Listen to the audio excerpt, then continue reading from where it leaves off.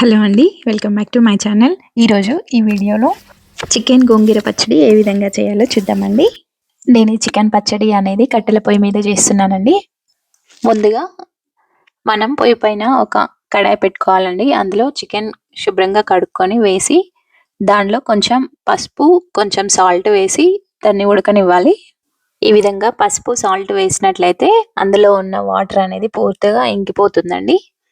దీనికోసం మనం అడిషనల్గా ఏం వేయాల్సిన అవసరం లేదు. ఈ విధంగా వాటర్ అనేది బయటకు వస్తుంది. ఈ వాటర్ అనేది పూర్తిగా ఇంకిపోయిన తర్వాత మనం అందులో ఆయిల్ అనేది యాడ్ చేసుకోవాలండి. నేనైతే 1/2 kg చికెన్ తీసుకున్నాను ఇక్కడ. ఈ 1/2 kg చికెన్కి నాకు ఒక 1/4 kg వరకు ఆయిల్ అనేది పట్టింది.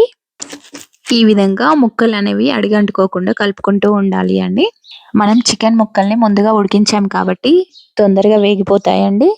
మనకి పచ్చడిలోని ముక్క అనేది ఎంత సాఫ్ట్నెస్తో ఉండాలి అనేది ఇక్కడ మనం వేయించే దాన్ని బట్టే ఉంటుందండి. నేను ఇక్కడ చికెన్ పచ్చడి కోసం అని చెప్పేసి మరీ ఎర్రగా వేయించట్లేదండి. మరీ ఎక్కువగా వేయించితే ముక్క అనేది మరీ గట్టి పడిపోతుంది. నేను చికెన్ ముక్కలు ఈ విధంగా వేగిన తర్వాత అందులో 1 టేబుల్ స్పూన్ జీలకర్ర యాడ్ చేసుకున్నానండి.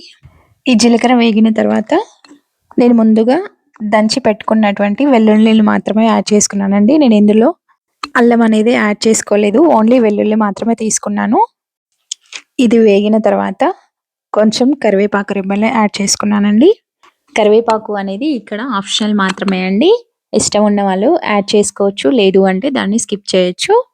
ఇవన్నీ పూర్తిగా వేగిన తర్వాత నేను ఇక్కడ ఎండుకారం యాడ్ చేసుకున్నానండి. నాకు ఎండుకారం అనేది 4 టేబుల్ స్పూన్లు పట్టింది. కారం మోతాదు అనేది కారం యొక్క ఘాటును బట్టి యాడ్ చేసుకోవాలండి. కారం కొంచెం మగ్గే వరకు కలుపుకోవాలి, లేదు అంటే కారం పచ్చివాసన అనేది వస్తుంది. అలా అని కారం వేసిన తర్వాత ఎక్కువసేపు వేయించొద్దండి. కారం వేసిన తర్వాత ఎక్కువసేపు వేయించినట్లయితే అది తొందరగా మాడిపోతుందండి. ఈ పచ్చడి ప్రాసెస్ అంతా లో ఫ్లేమ్ హీట్లోనే చేసుకోవాలండి. ఈ విధంగా వేయించుకున్న తర్వాత ఇందులో 1.5 టేబుల్ స్పూన్ నేను సాల్ట్ని యాడ్ చేసుకున్నానండి. ఎందుకంటే ముందే కొంచెం సాల్ట్ని యాడ్ చేసుకున్నా కాబట్టి నాకు ఎక్కువ సాల్ట్ పట్టలేదు.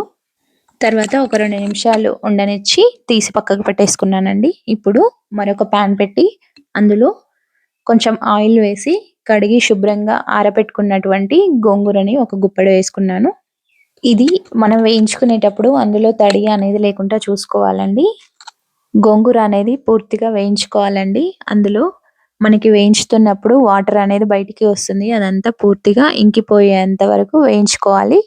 ఆ వాటర్ అనేది ఇంకిపోతే ఈ విధంగా ఆయిల్ తేలుతుందండి. ఇప్పుడు చికెన్ వేయించుకున్న కళాయిని మళ్ళీ పొయ్యి పైన పెట్టుకొని దానిలో ధనియాల పొడి, గరం మసాలా పొడి, జీలకర్ర మెంతుల పొడి వేసి వేయించుకుంటున్నానండి. నాకు ఇక్కడ ఆయిల్ అనేది సరిపోనట్లు అనిపించింది. అందుకోసం అని చెప్పేసి ఇంకొంచెం ఆయిల్ యాడ్ చేసుకున్నాను.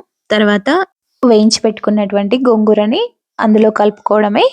అలా కలుపుకున్న దాన్ని ఒక 2 నిమిషాల పాటు పొయ్యి మీద ఉంచుకొని తర్వాత దింపేసి చల్లారిన తర్వాత దాన్ని ఒక కంటైనర్లో స్టోర్ చేసుకున్నట్లయితే చాలా రోజుల పాటు నిల్వ ఉంటుందండి.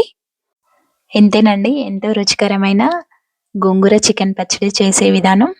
ఈ విధంగా చేసినటువంటి చికెన్ పచ్చడి అనేది ఒక 2 రోజుల తర్వాత పూర్తిగా కలపాలండి. అలా కలిపినట్లయితే మొత్తం ఆయిల్ అనేది కలిసిపోతుంది. ఆ విధంగా చేసిన తర్వాత వేడివేడి అన్నంలోకి పెట్టుకొని తిన్నట్లయితే చాలా టేస్టీగా ఉంటుందండి. ఇంతే అండి, ఎంతో రుచికరమైన చికెన్ గోంగూర పచ్చడి చేసే విధానం. నేను చేసే అటువంటి ఈ వీడియోలు మీకు కనుక నచ్చినట్లయితే please like and subscribe to my channel. Thank you for all.